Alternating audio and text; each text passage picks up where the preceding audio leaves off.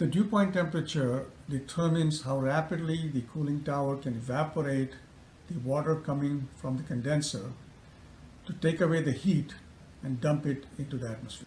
And that depends on the humidity and the temperature. And the ability of the cooling tower to take that heat away, because the whole idea of a chiller system is take the heat away from the building and reject it into the atmosphere.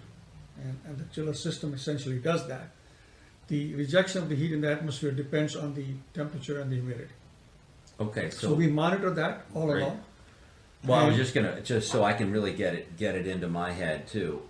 If the automated script of, say, if-then statements for a facility manager loading a chiller and then having it relay over to the next does not take into account other factors, they may think that they have a level of automation and efficiency, but they're not taking full advantage of Well, the they dynamic would- factors. They will have the information on the external conditions, but the point is that these things keep changing from time to time, and unless the operator is continuously monitoring and changing everything and trying to optimize it, it is very difficult for him to do so. What our technology does essentially is does that automatically and takes away the operator intervention required to make changes in these parameters on every 5 or 10 minute basis. So 5 or 10 minutes sounds terrific, and I know with artificial intelligence, there's this whole general movement now over these last few decades into how can we make machines smarter and machine learning.